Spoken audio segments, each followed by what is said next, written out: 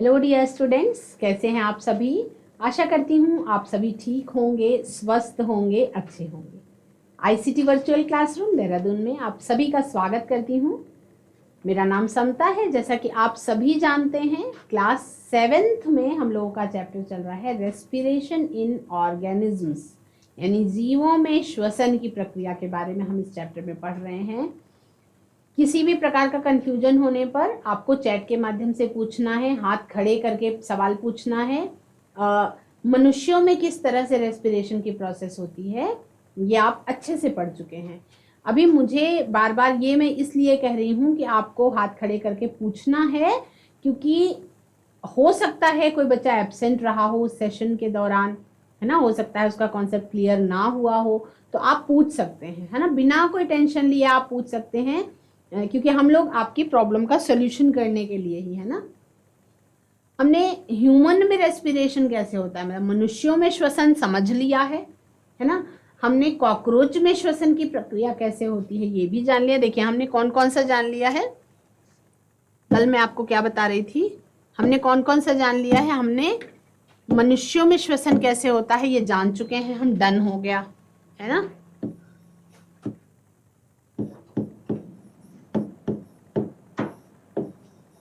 मनुष्यों में श्वसन हमारा कंप्लीट हो गया है। हमारा कॉकरोच में श्वसन कैसे होता है ये कंप्लीट हो चुका है, कॉकरोच वाला भी।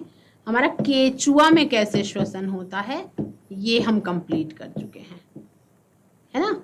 तो अब हमें किसके बारे में पढ़ना है, किस तरह से पौधों में श्वसन की प्रक्रिया होती है, हमारे प्लांट्स किस तरह से रेस्पायर करते हैं, उसके बारे में हमें आज के सेशन में जानना है। देखो बच्चों, ये जो आपको स्क्रीन में दिखाई पड़ रहा है ये है स्टोमेटा। क्या है? स्टोमेटा। ये क्या है? स्टोमेटा है।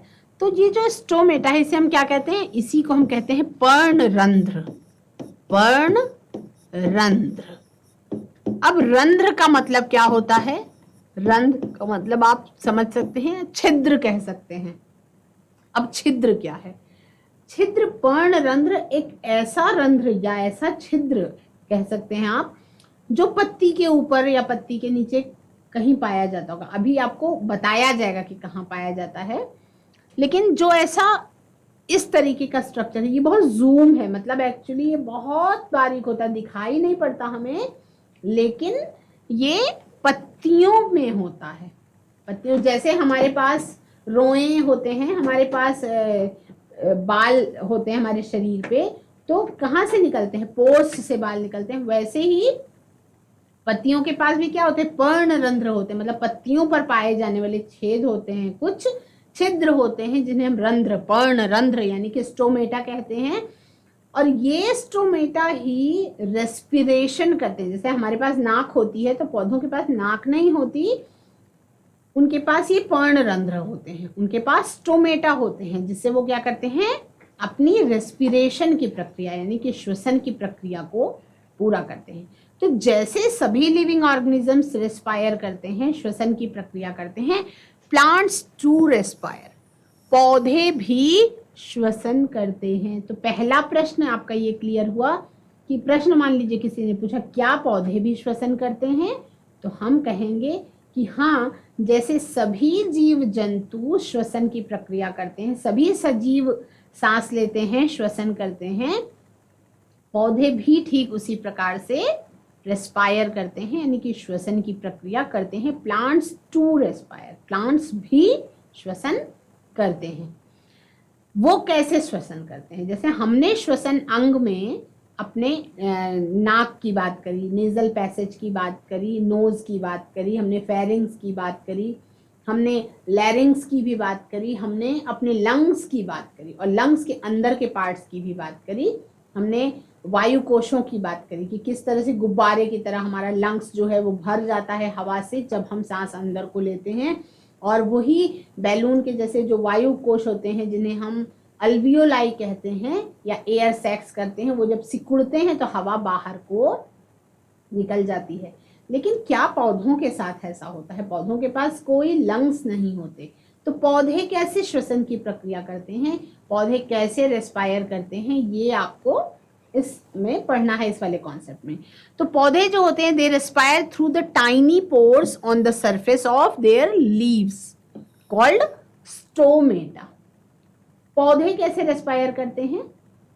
पत्तियों पे छोटे छोटे छिद्र होते हैं, बहुत टाइनी पोर्स होते हैं। आप सभी को पता है, अपने हाथों में आप पोर्स कैसे होते हैं देख सकते हैं ना। हमारे पास जहां से इतने सारे बाल हमारे शरीर में हैं, इतने सारे बाल हमारे शरीर पे होते हैं, तो उनको हम पोर्स कहते हैं। तो जैसे हमारे शरीर पे पोर्स होते हैं, ऐसे पौधों की पत्तियों में भी पोर्स होते हैं उनकी सरफेस पे, यानी पत्ती की सतह पे कुछ टाइनी पोर्स, बहुत छोटे छोटे छिद्र मौजूद होते हैं। और वो छिद्र जो छोटे छोटे मौजूद होते हैं पत्तियों पर, उन्हें हम क्या कहते हैं? उन्हें हम स्टोमेटा या पर्णरंध्र कहते हैं। क्या कहते हैं? स्टोमेटा कहते हैं या पर्णरंध्र कहते हैं। ये क्लियर हो गया सभी बच्चों को कि पौधे किस भाग से सांस लेते हैं? पौधे सांस लेते हैं पर्णरंध्र से, यानी कि स्टोमेटा से। ठीक है, अब मनुष्यों से हम तुलना करते हुए चलेंगे ताकि कंफ्यूजन बिल्कुल भी नहीं होने पाए। कल हम चर्चा कर रहे थे कि मनुष्य जो है, हम इंसान जो हैं, हम सांस लेते हैं तो ऑक्सीजन गैस को अपने शरीर के अंदर लेते हैं, और जब हम सांस छोड़ते हैं तो कार्बन डाइऑक्साइड को शरीर के बाहर छोड़ देते हैं। तो क्या पौधे भी सेम यही प्रक्रिया करते हैं या कुछ अलग प्रक्रिया करते हैं? इसके बारे में चर्चा करनी है, क्योंकि सामान्य तौर पर हम क्या कहते हैं, पेड़ हमें क्या देता है?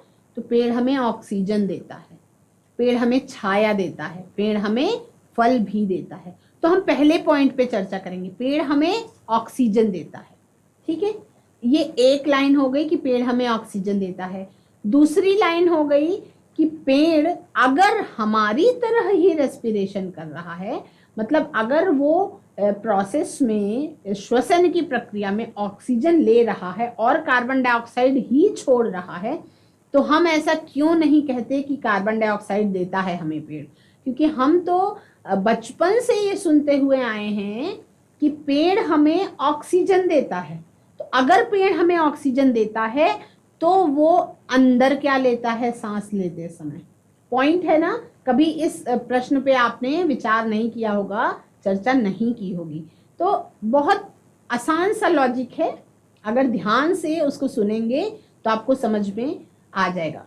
जो पौधे होते हैं बच्चों, वो भी हमारी तरह ही श्वसन की प्रक्रिया करते हैं। जो पौधे होते हैं वो भी हमारी तरह ही श्वसन की प्रक्रिया करते हैं। तो जैसे पौधे होते हैं बच्चों, ये पौधे भी हमारी तरह ही श्वसन करते हैं ना। ये जो हमारा जो रहस्य है उसके बारे में आज हम चर्चा करेंगे और ये डिस्कशन खत्म करेंगे आज ही।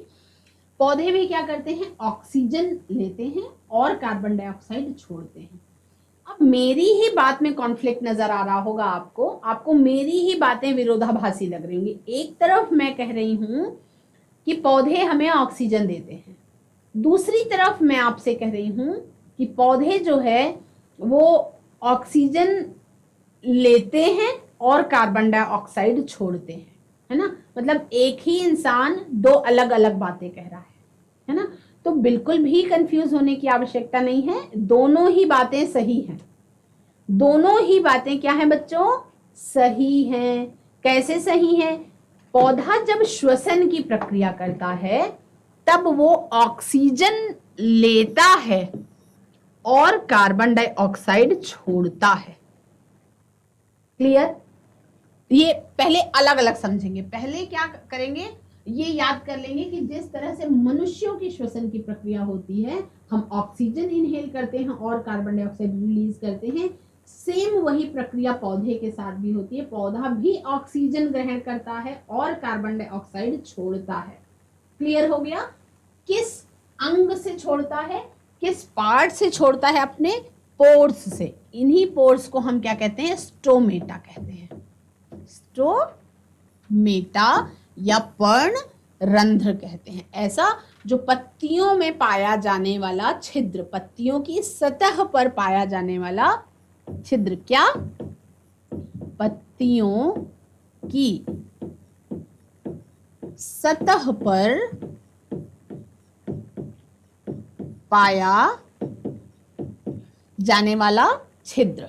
ठीक, यहां तक क्लियर हो गया। अब हम इसी अपने प्रश्न के दूसरे पार्ट पर आएंगे। अगर पौधा ऑक्सीजन इनहेल कर रहा है, मतलब अगर पौधा ऑक्सीजन अंदर ले रहा है और कार्बन डाइऑक्साइड रिलीज कर रहा है, तो फिर पौधा हमें ऑक्सीजन कैसे दे रहा है ना? उस प्रश्न का उत्तर है इस प्रक्रिया में। उस प्रश्न का उत्तर कहाँ है? इस प्रक्रिया में उस प्रश्न का उत्तर है। ये प्रक्रिया कौन सी है? प्रकाश संश्लेषण की प्रक्रिया, यानी कि पौधों द्वारा भोजन निर्माण की प्रक्रिया। पौधों द्वारा भोजन निर्माण की प्रक्रिया।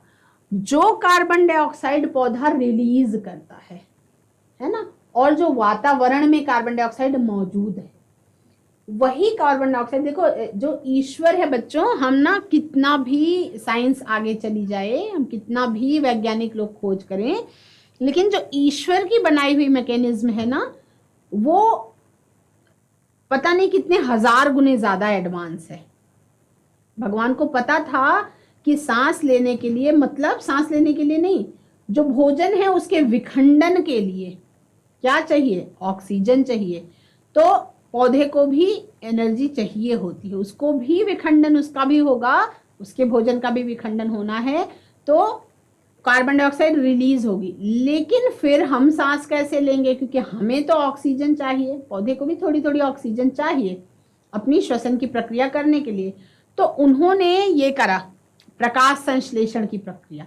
प्रकाश संश्लेषण की प्रक्रिया बहुत इंपॉर्टेंट है। आप अभी छोटी क्लास में हैं, आपको केवल नाम बताया जा रहा है। प्रकाश संश्लेषण शब्द को ध्यान से देंगे। प्रकाश मतलब सूर्य का प्रकाश, हम सनलाइट की बात कर रहे हैं। तो सनलाइट में कुछ ऐसा होता है हरे पौधों के अंदर, जिससे हरे पौधों में क्या बनने लगता है? भोजन बनने लगता है, मतलब कार्बोहाइड्रेट बनता है। वो अलग अलग रूप में, स्टार्च के रूप में, मंड के रूप में मौजूद रहता है, स्टोर हो जाता है पौधे के अंदर। आप आलू का सबसे बेहतर एग्जांपल ले सकते हैं। हरे रंग की पत्तियां होती हैं आलू की, सनलाइट में इतना भोजन बना देता है आलू कि आलू का जो पौधा है वो इतना उसके अंदर स्टार्च बन जाता है, इतना कार्बोहाइड्रेट बन जाता है कि वो अपनी ग्रोथ भी करता है और हमारे लिए भी तैयार हो जाता है आलू, जिसको हम सब्जी के रूप में और अलग अलग व्यंजनों में यूज करते हैं। तो प्रकाश संश्लेषण की प्रक्रिया जो है बच्चों, वो भोजन निर्माण की प्रक्रिया है। अब प्रकाश संश्लेषण में क्या होता है? वातावरण में मौजूद कार्बन डाइऑक्साइड और पौधे द्वारा छोड़ी गई कार्बन डाइऑक्साइड, दोनों का ही यूज हो जाता है। ठीक है, उसमें क्या होता है? कार्बन डाइऑक्साइड, सनलाइट, है ना, पानी, ये सारे का यूज करके क्या हो जाता है? श्वसन की, प्रकाश संश्लेषण की प्रक्रिया हो जाती है। और इसमें निकलता क्या है? इसमें निकलता क्या है? इसमें निकलता है ऑक्सीजन। क्या निकलता है? ऑक्सीजन निकलता है। मतलब भोजन निर्माण की प्रक्रिया में ऑक्सीजन रिलीज होती है, ऑक्सीजन निकलती है। तो अभी सभी बच्चों का ये कंफ्यूजन एकदम क्लियर हो गया होगा कि पौधे, पहली चीज, फर्स्ट पॉइंट, पौधे श्वसन की प्रक्रिया करते हैं।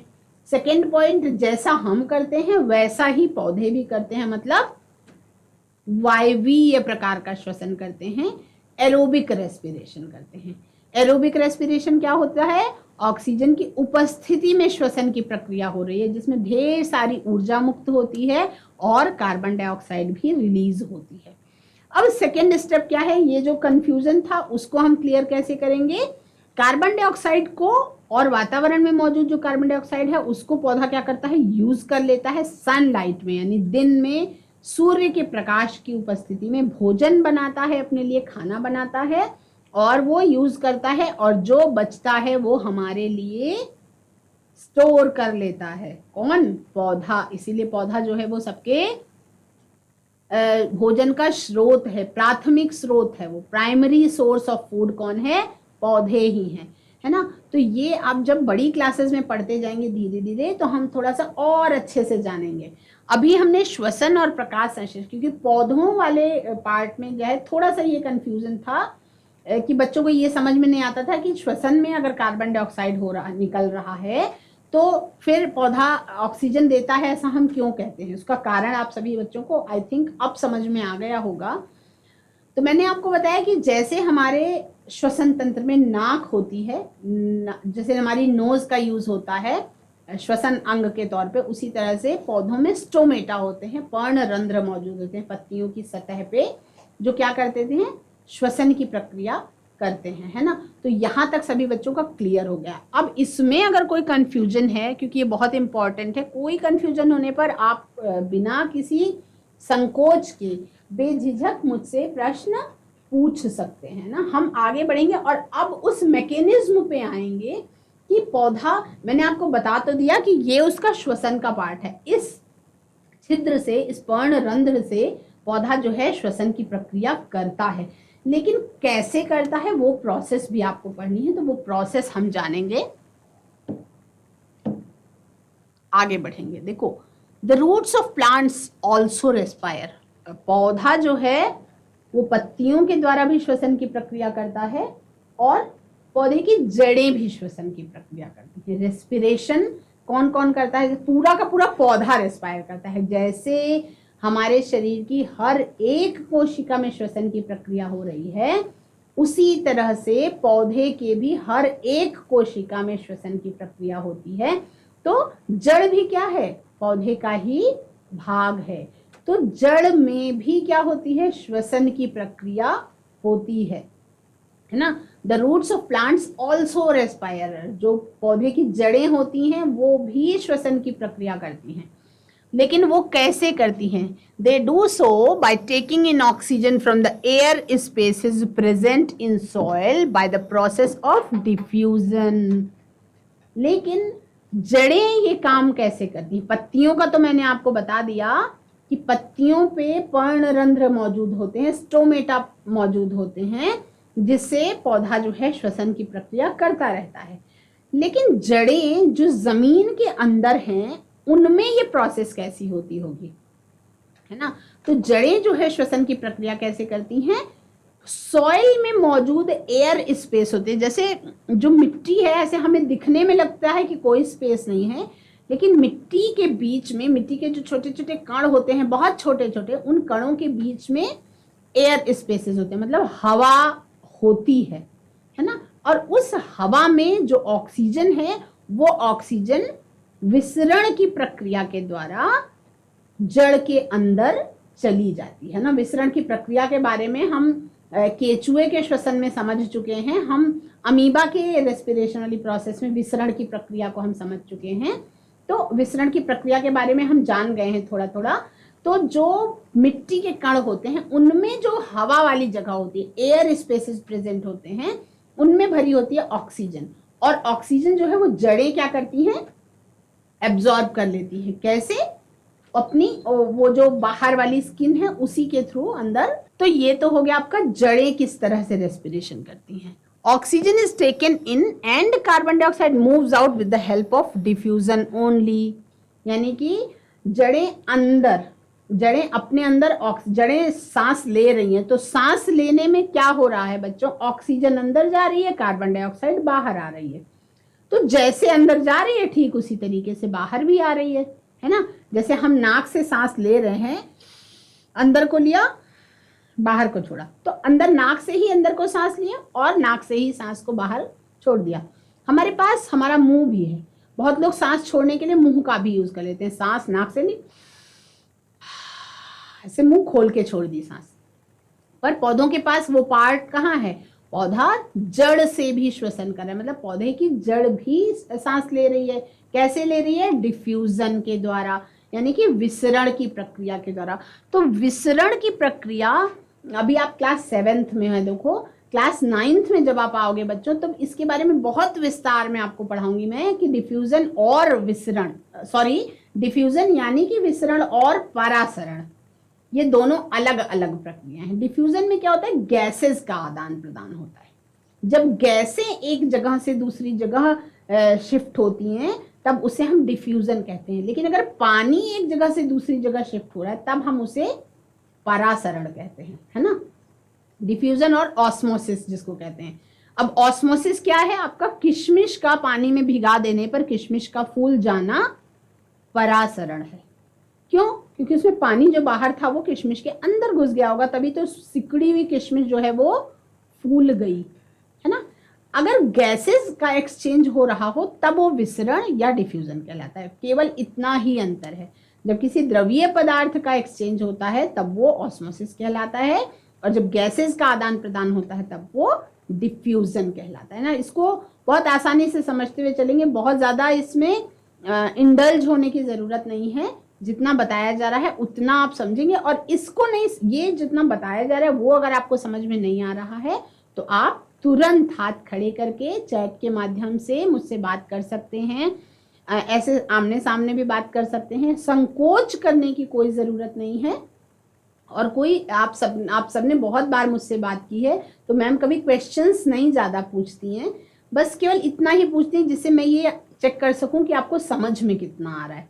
अदरवाइज आपके क्वेश्चंस का आंसर देना मुझे बहुत अच्छा लगता है। तो आपको कोई भी प्रॉब्लम है, किसी भी प्रकार की समस्या है तो आप डायरेक्ट बात कर सकती हैं, पूछ सकते हैं ना।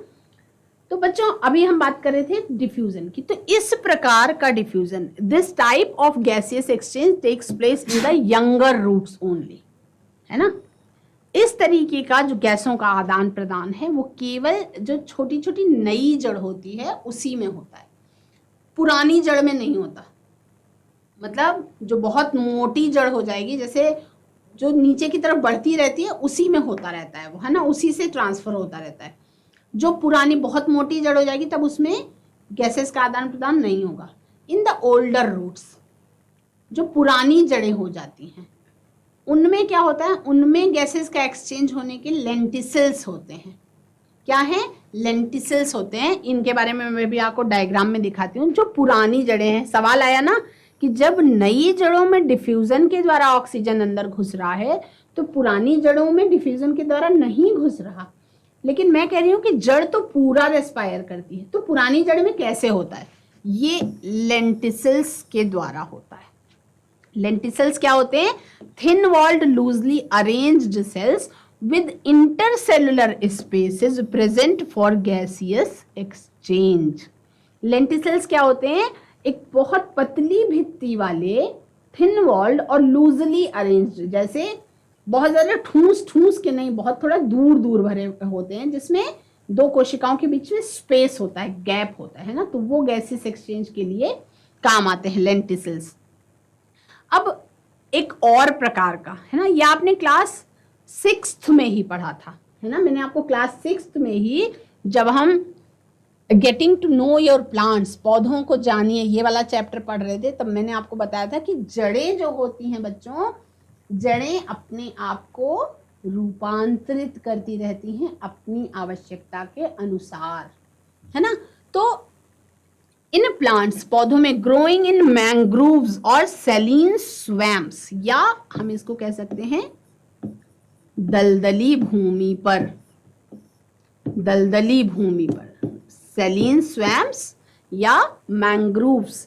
तो वहां पे क्या होती है? द रूट इज मॉडिफाइड, रूपांतरित कर लेती है अपने आप को, और उसको हम क्या कहते हैं? न्यूमेटोफोर्स। क्या कहते हैं? न्यूमेटोफोर्स, यानी कि श्वसन लेने वाली, मतलब रेस्पिरेशन करने वाली जड़ें, जो क्या कर रही हैं? जमीन के अंदर ग्रो नहीं कर रही हैं, बल्कि वहां पे उन्हें एयर स्पेस नहीं मिला, वहां पे उन्हें जमीन के अंदर ऑक्सीजन नहीं मिला, तो वो बाहर निकलने लगी सांस लेने के लिए।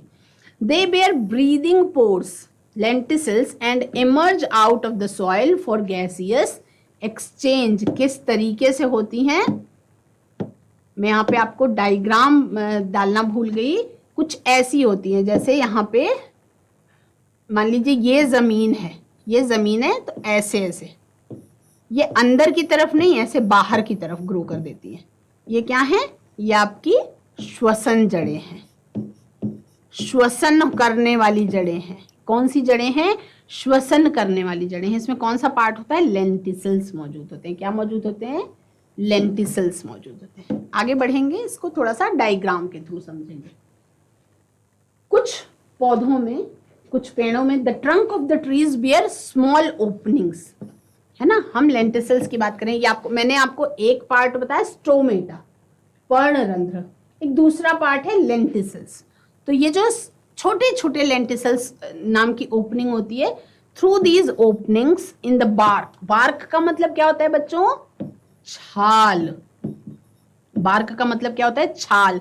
Gaseous exchange takes place, the lenticels look like scars on the tree bark. देखो आपने छाल को, बहुत स्मूथ छाल नहीं, हमेशा अपने छाल पे देखा होगा खुरदुरी होती है। कैसी होती है, खुरदुरी होती है। ऐसा लगता है कि जैसे बहुत सारे निशान बने हुए हैं। तो वो जो निशान बने हुए हैं वो आपको स्कार्स की तरह, मतलब घाव की तरह दिखाई पड़ते हैं पेड़ की छाल पे। एक्चुअल में वो क्या हैं, लेंटिसल्स हैं, ताकि उससे श्वसन की प्रोसेस होती रहे। तो ये तने पर श्वसन की प्रक्रिया कैसे होती है, लेंटिसल्स के थ्रू होती है। The part of oxygen that is produced by the plant in photosynthesis. अभी पार्ट ऑफ ऑक्सीजन यानी कि ऑक्सीजन का वो भाग जो पौधे के द्वारा प्रकाश संश्लेषण की प्रक्रिया में यूज किया जाता है by the plant for breathing, and rest of the oxygen is given out by plants through stomata which we use for breathing. बहुत आसानी से समझ में आ जाना चाहिए आपको कि जो ऑक्सीजन का पार्ट पौधा क्या करता है, प्रोड्यूस करता है फोटोसिंथेसिस के द्वारा। जैसे खाना बन रहा है पौधे में तो ऑक्सीजन रिलीज हो रही है, उसी ऑक्सीजन का थोड़ा सा पार्ट पौधा अपनी सांस लेने के लिए भी इस्तेमाल कर लेता है।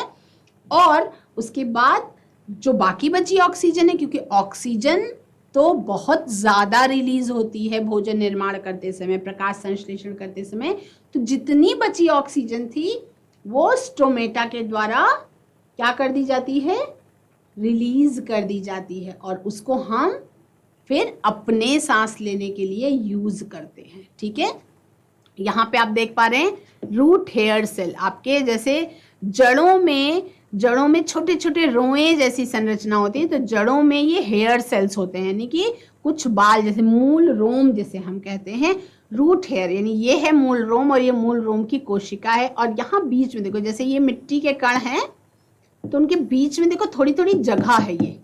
ये जो थोड़ी थोड़ी जगह है इसमें भरी हुई है हवा, है ना, इसमें भरी हुई है हवा, और हवा भरी हुई है। यही हवा में क्या मौजूद है, ऑक्सीजन, जो क्या हो रही है, पौधे के द्वारा यूज की जा रही है।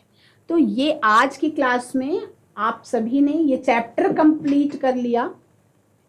हम एक सेशन में इसको रिवाइज करेंगे और अगले सेशंस में हम क्या करेंगे बच्चों, इस चैप्टर से रिलेटेड क्वेश्चन आंसर्स करेंगे, जो आपको चैप्टर को और क्लियर करने में मदद करेंगे, आपको कॉन्सेप्ट को एकदम क्लियर समझने में हेल्प करेंगे। आपकी आज की क्लास में अगर कुछ नहीं समझ में आया तो आप चैट के माध्यम से या हैंड रेज के माध्यम से मुझसे पूछ सकते हैं। और बार बार मैं ये रिक्वेस्ट करती हूँ बच्चों, संकोच नहीं करना है, क्योंकि संकोच करेंगे तो सवाल के जवाब आपको नहीं मिल पाएंगे ना। संकोच बिल्कुल नहीं करना है, ना डरना है, ना घबराना है, केवल सवाल पूछने हैं। ठीक है, आज की क्लास में इतना ही, इसी संदेश के साथ कि आप सभी पढ़ते रहिए मन लगा के और बिना संकोच के सवाल पूछिए। That's all for today, have a nice day, take care.